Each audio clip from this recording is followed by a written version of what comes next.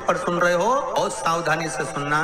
तो जिनकी यहाँ संपदा की कमी होती है, वैभव की कमी होती है, लक्ष्मी की कमी होती है, प्रतिष्ठा की कमी होती है, धन की कमी होती है, उसके लिए सोमवार की सोमवार 5 सोमवार, जिसके यहाँ लक्ष्मी नहीं टिकती हो, पैसा घर में नहीं आता हो, बहुत चिंता लगी रहती हो, लक्ष्मी से जुड़ी हुई, व्यापार से जुड़ी हुई, पैसा आ ही नहीं लिया, बहुत मेहनत कर रहे हो, कर्जे से मुक्ति पाने के लिए, व्यापार की वृद्धि के लिए केवल जिंदगी में प्रयास करना। जब जब कहीं ऐसा तुम्हें महसूस होने लगे, जब जब तुम्हें ऐसा लगने लगे, ऐसा लगे आपको कि जीवन में संपदा की, वैभव की थोड़ी सी कमी सी लगने लगे, तब प्रयास करना। कभी अगर जिंदगी में कहीं अटकलियों में पड़ रहे हो, कहीं तुम्हें ऐसा लग रहा है कि मैं बहुत अटकलियों से निकल रहा हूं, एक समस्या पूर्ण होती है, दूसरी समस्या पड़ जाती है, दूसरी समस्या पूर्ण होती है, तीसरी समस्या पड़ जाती है, तीसरी समस्या पूर्ण होती है, चौथी पड़ जाती है, तो एक काम जरूर करना कि बेलपत्री के वृक्ष के नीचे, बेलपत्री की जड़ में लाल चंदन का पानी 1 लोटा प्रत्येक सोमवार को चढ़ाना प्रारंभ कर दीजिए, अपने आप अटकलें सुलझना। महीने में 1 बार पानी के लोटे में, जल के पात्र में थोड़ा सा दूध डालकर, 5 काली मिर्ची डालकर कुंदकेश्वर महादेव के नाम से शंकर को समर्पित करते रहो, तो जिंदगी में कभी घर के अंदर कोई बड़ी बीमारी प्रवेश नहीं कर सकती। भगवान की प्रियता बेलपत्र, पहले भी कथा में कहा, फिर कहते हैं, जिस व्यक्ति के जीवन में धन, संपदा, वैभव, सत्ता, लक्ष्मी की थोड़ी भी कमी दिखती हो, उसको बेलपत्री के वृक्ष का पूजन चालू कर देना चाहिए। जाओ सोमवार के दिन बेलपत्र वृक्ष के नीचे जल चढ़ाकर, जल का सिंचन कर कर, उसी बेलपत्र के नीचे शाम के समय पर, संध्या काल में, प्रदोष काल में भगवान देवाधिदेव महादेव गौरी शंकर का स्मरण करो। बेलपत्र की जड़ की ओर, बेलपत्र की तना की ओर, बेलपत्र के वृक्ष की ओर तुम्हारा मुख हो, कोई आसन नहीं, कोई आसन नहीं, केवल बेलपत्र के वृक्ष की ओर तुम्हारा मुख हो।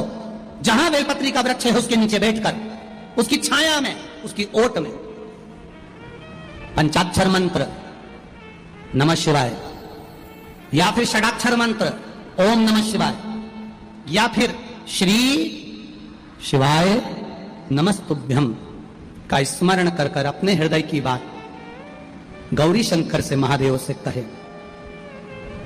शिव महापुराण की कथा कहती है, 7 दिनों में 1 दिन सोमवार का ऐसा होता है जिस दिन 33 कोटि देवी देवता बेलपत्री के वृक्ष के नीचे बैठकर भगवान शंकर और पार्वती का स्मरण करते हैं, और शिव पार्वती उनकी झोलियां खुशियों से भरते हैं। देवता भी जिनका भजन कर रहे हैं वो बेलपत्री के वृक्ष के नीचे।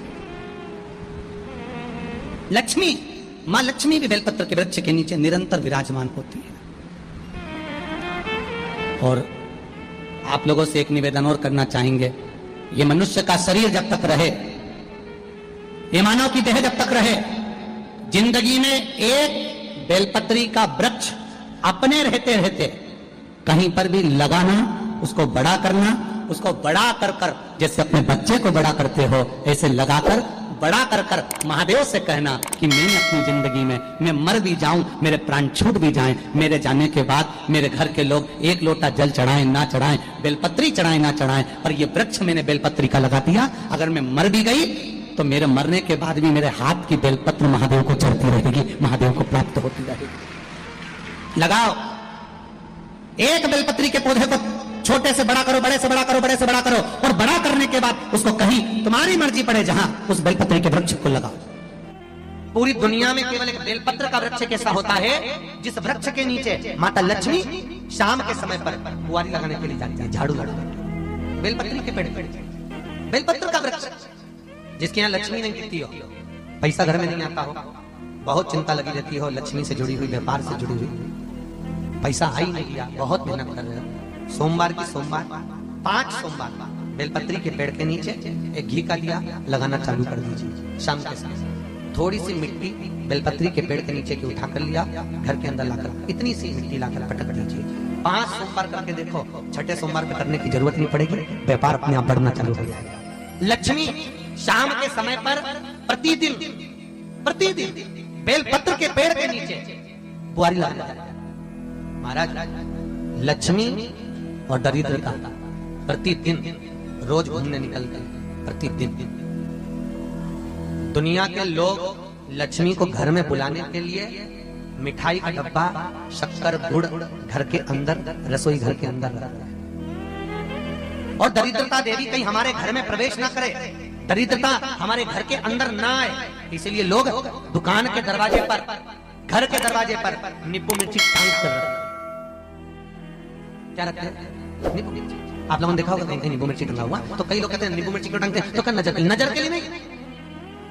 लक्ष्मी की बड़ी बहन दरिद्रता रोज प्रतिदिन घूमने निकलती है, लक्ष्मी भी घूमने निकलती है। तो दरिद्रता हमारे घर में प्रवेश ना करे, इसलिए दरवाजे से ही नींबू मिर्ची खाकर दरिद्रता बाहर की बाहर चले जाए, इसलिए नींबू मिर्ची दरवाजे पर। और मिठाई घर के अंदर, लक्ष्मी अंदर मिठाई। और बहुत सुंदर बात कही, जिसके घर में बहुत क्लेश मचा होता है, चाहे सास बहू का हो, भाई भाई का हो, रिश्तेदारों का हो, आपस में एक दूसरे का कहीं मान नहीं, सम्मान नहीं, जरा जरा सी बात में अगर क्लेश हो रहा है, कुछ ना करिए, एक बेलपत्र लीजिए और बेलपत्र को लेकर उसमें चंदन लगाकर और अपना नाम और गोत्र बोलकर, अपने परिवार का गोत्र बोलकर, जहां से पानी नीचे गिरता है उस जलाधारी में इस बेलपत्र की डंडी को डाल दीजिए। केवल 12 तिथि को, कोई सी भी 12 हो, अपने आप घर में शांति हो जाती। कुछ कहने की जरूरत नहीं पड़ेगी, ना बहू से ना सास से, बहुत प्रेम। केवल 3 12 आपको करना है, केवल 3 12 अपने आप अंतर है। हम कब तक के बहू से कि तू बेटा ऐसा कर, बेटा ऐसा, कुछ मत बोलो, वो भी प्रेम करेगी, आप भी प्रेम करोगे। और केवल एक को प्रेम नहीं चाहिए कि आप कहो कि मैं बहू के लिए कर रही हूँ, बहू के लिए, मैं सास के लिए, हमें उसका प्रेम नहीं चाहिए। आप तो पूरे परिवार के लिए करो कि आपस में सबका प्रेम बने। एक बेलपत्र मात्र, केवल एक बेलपत्र, और उसकी भी डंडी चंदन लगाकर उस जलाधारी में, उस पानी निकलने वाले स्थान पर लगा दी, कुछ ना।